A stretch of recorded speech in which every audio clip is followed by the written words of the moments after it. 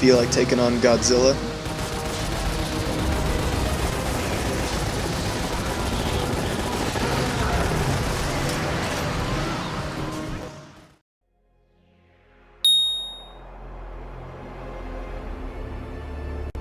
Lost Planet.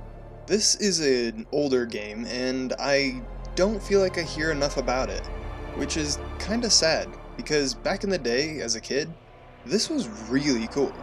This was one of the first Xbox 360 games that I played, and it stuck with me, and I'd like to go over why. So what is Lost Planet? Well, it's a game where you essentially fight giant monsters and a couple of mechs are involved. So it's a mech game. Well, that's pretty barren on the surface, so we'll get into the rest of it, but really that's all you need to know about it. As for the multiplayer, which every game of this generation needed to have, I won't be going over it because as of right now, it either no longer works or is completely inactive. You can still play split screen and play with custom games with friends if they also have the game, but I don't have any of those, so we're just not going to go over that. So, why am I talking about it? Well, it kind of mostly received a lot of average, mediocre scores, and looking over a lot of them, I feel like they're kind of missing the point as to why this game was unique, and, well, weird. So, first things first. Upon starting up the game, you'll realize that there aren't a whole lot of settings to play around with. There's only 3 settings if you're on a controller, and I'll be honest, most of them are not great. I'll get into that a little bit later, but for now, just know that you're probably going to want to change it to setting B, and then you're most likely going to want to up the sensitivity. The game takes place on this winter-coated and icy planet, kind of like Hoth.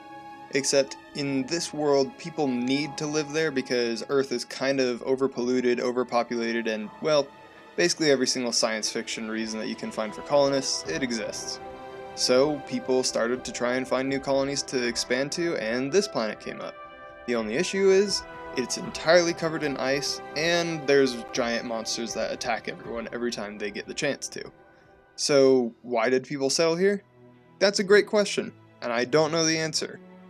You play as one of those colonists named Wayne, who is essentially tasked with finding all those giant monsters and killing them all because it gives people thermal energy. And thermal energy keeps them alive. It's not really that well explained, as you would think that if that's how people are kept alive, then you would need a lot of it, and especially so because then you would need to kill the monsters all the time. The entire game is spent with you clearing out hives and fighting in giant mech suits. That's pretty much it. So, let's go to some of the sound.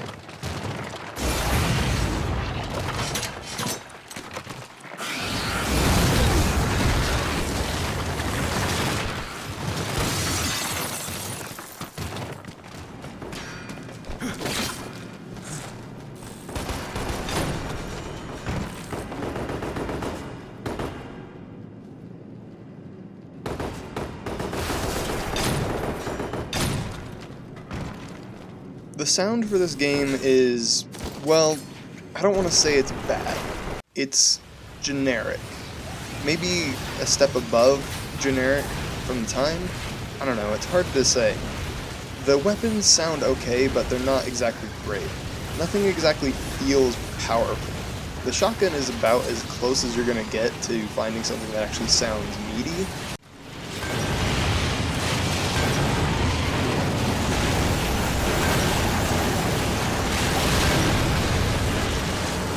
But nothing really feels or sounds incredible. The monsters do sound appropriate, which is nice, and I appreciate it.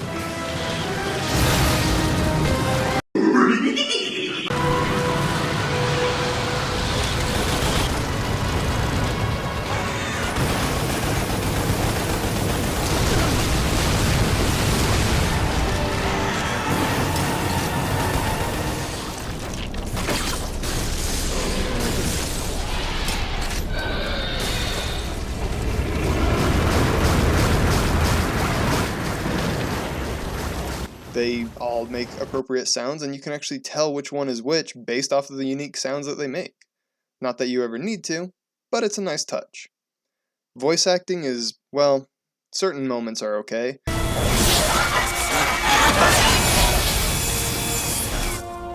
Sorry I was late. Better late than never. Sometimes they have some strange direction, which, you can kind of expect it from a lot of Japanese games.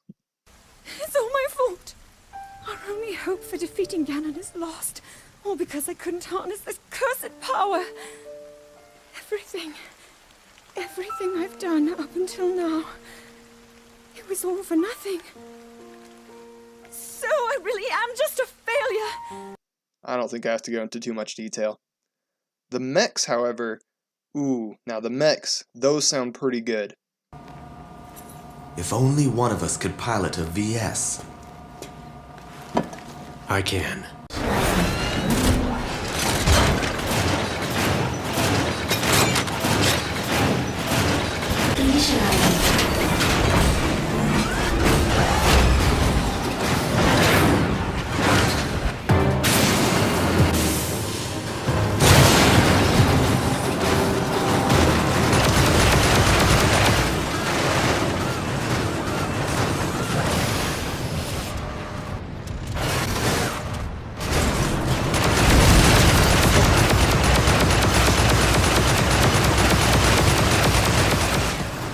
Every time you get into a mech, it just sounds like you're starting up this giant machine. You almost feel like you're jumping into a titan of industry and destruction, and all of the weapons that they have just sound like they're meant to dish out as much damage as humanly possible. They're great.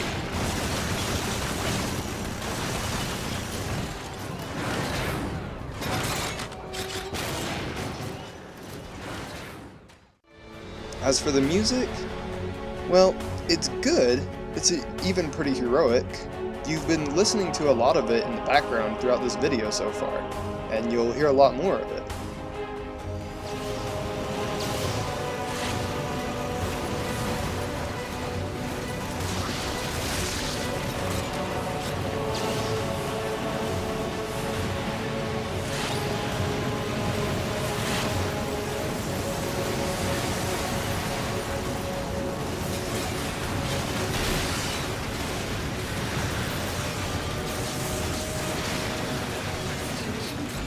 But there is one issue.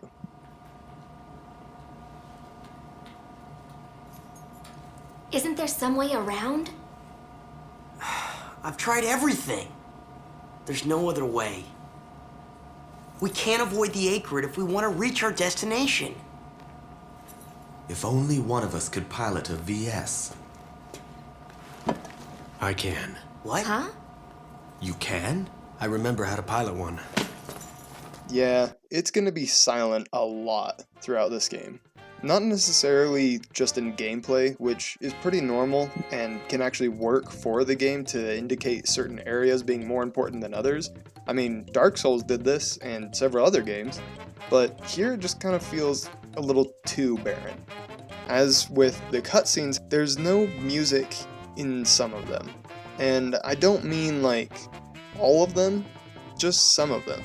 And it feels awkward. We never figured out exactly what caused him to lose faith, but my husband and I both trusted Gale and agreed to the operation.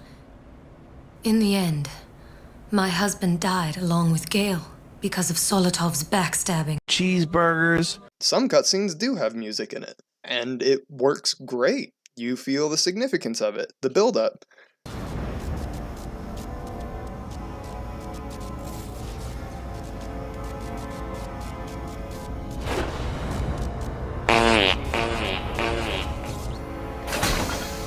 So anyways, let's talk about how it looks. I will say, for a game that came out in 2007, it actually looks pretty okay. I'm not going to say that it aged perfectly, but it hasn't aged poorly. There are still some cool effects, such as enemies turning to ice and then shattering every time you shoot them one more time, or whenever they turn to ice mid-air, they will fall down and shatter into a bunch of pieces. Stuff that just looks appealing to the eye. There isn't any heavy bloom, but it is a little bit noticeable, especially when you combine it with motion blur. Both options aren't able to be turned off on the standard port. So if you don't like it, you're just going to have to stick with it. As for the time period, this was kind of getting close to the time where a lot of games were doing a lot of really gray and brown looking games. There were just really ugly environments most of the time. This game kind of went the opposite direction, and instead of doing brown, did, well, blue. So much blue. There is snow everywhere. I mean, I don't know what you expected, it's a snow planet. But if you weren't expecting it to look like this the entire way through, then I think you're going to be a little disappointed. There aren't too many varied environments, and even a couple of reused environments for certain levels, but I never really felt like that was much of a problem, as most of the levels are pretty darn short in comparison to other games. You can even beat some of these levels in a matter of, 5 to 10 minutes. It's just really quick. Now, that is implying that you skip over a lot of things, but if you don't want to skip over things, you're still not going to feel like things are repeating themselves too much. You'll at least get some differences at the very most with enemies and the skybox changes, but at the very least, you may be walking through the exact same room a second time. But I never felt like it was too bad. As for the art style, I hope you're looking at the screen right now to see all the different aliens and mechs, but it's really good and unique. To this day, I've not really seen anything that looks even close to it. They've made something that is really appealing to look at and watch, and heck, I've even looked at a bunch of the concept art and thought, man, that is really, really cool. I wish that they would put that in the game. It's nice. And even all the way up to the third game, they managed to keep a pretty good art style throughout the entire thing. Now, third game has its own problems, I won't get into that today. But it's still cool to see that their art style hasn't changed too much, and they've only refined it as the years went on. As for the gameplay, it's a mech game, and a pretty good one at that, considering that it feels more arcadey as opposed to the more realistic games that tend to feel like you're trying to drive a giant calculator. It feels really good. There's two different types of gameplay, one being the on-foot gameplay and the other being the actual mech gameplay. As for the foot gameplay, the way it works is you have all of your T energy in the top left corner. The more of it you have, the better. That's kind of your health, as every time you get hit, it will drain a little bit, but it will replenish you pretty much from almost any damage type. You can even take full-on rockets to the face and just walk up like it's nothing. So it kind of bounces you around a lot. The monsters themselves will throw you around like you're one of their chew toys, and you can pretty much get up after almost any attack that they throw at you. But be careful.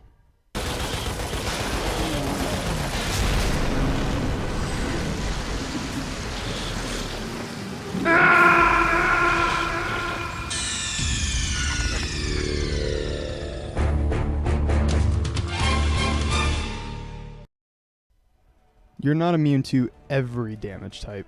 You can just die from the sheer damage output alone at times, but it is pretty rare. One of the major complaints that I will have is that you do oftentimes feel very slow. This was before sprint kind of became a dedicated button, and the maps are just huge at times. That one that I showed you doing in 30 seconds, that would take you probably 30 minutes to run across the whole thing. It is enormous, and if you don't have a mech, it's so slow. I wouldn't recommend it really any of the time. This might be intentional, however, as it does give you the appreciation of scale as to how massive the maps are and how small the mechs can actually make them feel, despite them not being that big in reality. One of the upsides to being on foot, however, is the grappling hook, which is great, as it always is in pretty much any video game ever. The only downside is that you can't swing and do other crazy stuff. Man, Titanfall really has kind of ruined me. Can't wait to make that video. But it's still fun, and it helps me to actually feel like I'm getting around in places that I wouldn't normally be able to do, even with a mech at times. Including there are some areas where you really do feel like you're in a movie sometimes. They just look cool. What can I say? Before I move on to the mechs, I feel like I need to talk about the Acrid a little bit, or the aliens. They are very unique and really interesting to fight, and this is kind of what I thought made the game special. Because you get tossed around a lot, all of the aliens that you're going to fight, well, most of them anyways, are going to be enormous. They're going to just feel like gigantic Goliaths. You know those bosses in Dark Souls? Yeah, these ones are way bigger. And if you're wondering, no, I haven't shown the biggest one, nor do I plan to. That one that I'm showing on screen right now, that is not the biggest one that you will encounter in the game. If that seems crazy, it's because it is, and it's also super awesome. You really get a feel of how big these creatures are. You really feel like you're taking on Godzilla. The way that you go about killing the Acrid is through their glowing bits. Sometimes it's their arms, most of the time it's their butt. It means that you'll have to get around them a lot of times, or that you'll have to stun them in some sort of way. A lot of weapons are complementary to this design, but for the most part it means that you're going to be shooting at things other than the head for a lot of the times, and it makes it far more interesting, as well as providing a great visual cue as to how much damage you're actually doing to the enemies. Most of the time when you shoot them in the glowing bits, they will actually pop off, or it'll kill them entirely. This means that even the weakest guns do have a chance of killing the enemies rather quickly if your aim is good enough. This doesn't necessarily mean that every enemy is going to be easy to kill, but it does mean that they're all killable and you can actually kill them with a lot of decent weapons. Despite this, however, what makes the game special for me is feeling like you're small and insignificant, especially without your mech. This is where a lot of the functions of damage come in. While enemies will be beating you around, it means that you have to really focus and try and avoid their attacks, otherwise you'll just get stun locked and die. This means that when you're fighting one Acrid, it might not be that bad. Just avoid their attack, shoot them in the butt when they go past you, you're good. But when you're faced with 3 or 4, or a bunch of different kinds of Acrid, you could get swarmed and killed pretty easily. And especially on higher difficulties where your T energy really does matter, you don't want to get hit at all. This is where the mechs come in. The mechs are essentially the game's solution. They are meant to deal a lot of damage and take a lot of damage. However, they do not regenerate health. What you get is what you have.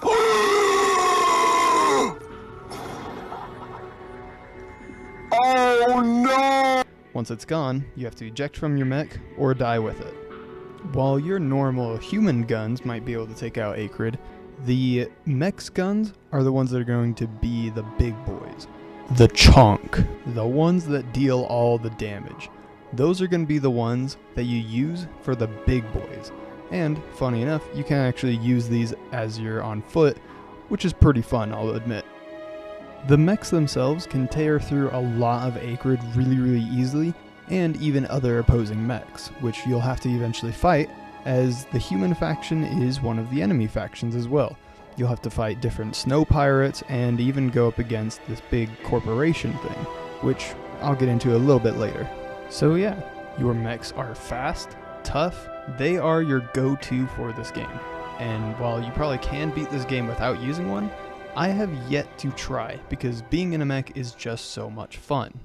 As for the different weapons that you can use for both being on foot and in mechs, they are all kind of situational, meaning that you'll have to switch out certain ones for more effectiveness. Sometimes you'll get into long-range fights where shotguns obviously aren't very effective, even though shotguns are great against the aliens because they deal a ton of damage and can even knock them back. But on the plus side, you can also use mech guns. You'll have to trade in one of your other guns and you'll be stationary while you shoot it to kind of balance it out. So yeah, overall, the gameplay is really fun.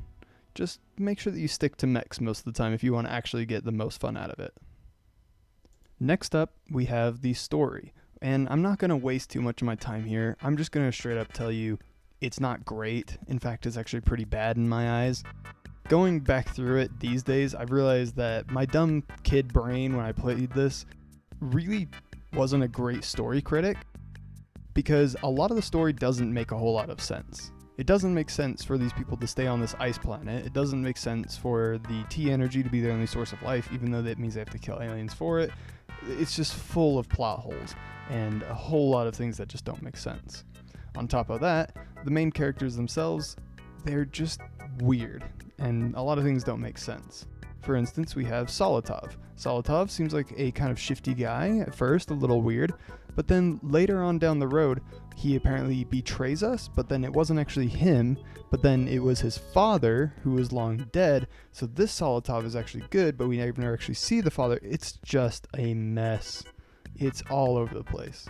The entire story kind of hinges on the idea of Wayne getting revenge on his father, who was killed by somebody that we have no idea who they were, aside from it's a corporation, I guess. And, confusing would be a good word for this. The bigger plot line that I think is more interesting is that the scientists located on the planet want to do something called the Frontier Project. The Frontier Project is what they're going to call warming up the planet. They're going to use a system of devices and whatever to warm it up and actually make it more habitable for humans, which sounds like a great idea. But our heroes don't think so, and they don't tell you why. They go throughout almost the entire game, and they never explain why warming up the planet for other people to settle here and actually live normal lives is a bad thing. And it's just bad. It doesn't make sense. On top of that, your character, Wayne, apparently was frozen for 40 years. Why? No reason. There's no reason for it to be in the plot. It doesn't make sense, especially considering the main villain himself would be an old man by that time. Unless, I guess, he killed your father at, like, the age of 2? It's just weird. It doesn't make sense, and it's pretty dumb, if I'm being honest. There's something about, like, immortality with, like, his arm bracelet or whatever, but I'm getting ahead of myself. Ultimately, you learn through the process of the story that the Frontier Project will warm up the planet, but at the cost of basically everyone that's living on the planet. This is a pretty substantial thing, I would say. Unfortunately, the game doesn't seem to think so and reveals this on the final level of the game. Why? I have no idea, but for the longest time, I honestly kind of thought that we were the bad guys. It didn't really make sense as to why we would stop them. And if they already knew this knowledge beforehand, it should have been relayed to the player much earlier in the game, if I'm being honest. So anyways, you go and you fight the big leader of the corporation who has the off switch in his brain or something. Whatever. And you save the day. Happy ending, and you start doing the Frontier Project on a small scale so that way everybody can live and whatever, blah blah blah. It's just not a great story, if I'm being honest. In conclusion, despite having a lot of problems with the story and finding all of the plot holes, I still had a lot of fun revisiting this game, and I continue to play it more and more. It's just one of those unique games where you can get tossed around like a doll and still jump up and continue to have fun shooting aliens. It's one of the only games where I really feel like I'm fighting giant monsters in a semi-arcadey fashion where I'm not going to die instantly, because let's be honest, we would all die instantly if we were fighting Godzilla. It has great gameplay, and it still holds up fairly well to this day. It's a little bit clunky, and finding the port is pretty easy. So honestly, I would say give it a try if you're interested. I honestly don't like the use of rating systems when it comes to reviews, but since YouTube seems to like numbers in its algorithm more, I guess I'll give this game 6 Bernie Sanders out of 10 Markipliers. Most of the time you can find it for $15 or even cheaper. So, if you're interested, go check it out. Hey, they even made a second and third game, although I'd probably recommend staying away from the third game if I'm being honest. Anyways, that's all for today. Hope you enjoyed.